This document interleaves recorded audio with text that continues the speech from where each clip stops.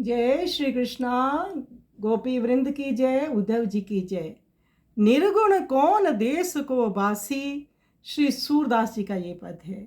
भगवान श्री कृष्ण ने उद्धव जी को अपने माता पिता गोपियों के पास उनको कुछ सांत्वना देने के लिए भेजा कि उद्धव जी आप जाइए और मेरे माता पिता को गोपियों को संदेश दीजिए।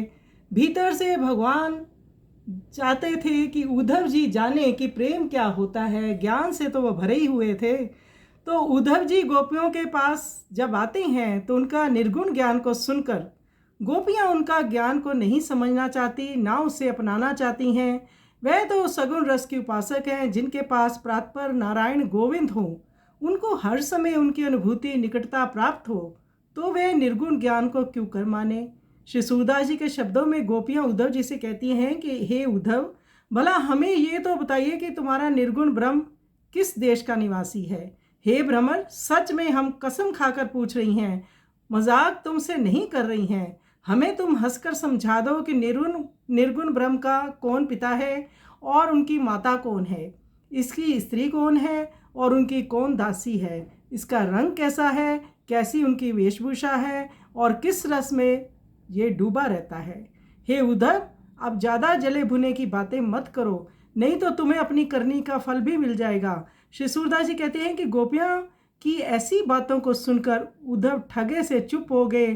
उनसे कुछ कहते नहीं बन रहा, क्योंकि गोपियाँ भीतर तक उस दर्द का अनुभव करती हैं, वो व्याकुल हैं, वो ये निर्गुण ज्ञान नहीं सुनना चाहती। यदि कोई कृष्ण रस प्रेम की बात करे तो गोपियों के मुरझाए चेहरे कुछ संभल जाएं, परंतु उद्धव जी तो ज्ञान की बातें कर रहे हैं। तो आइए सुंदर पद का हम श्रवण करें।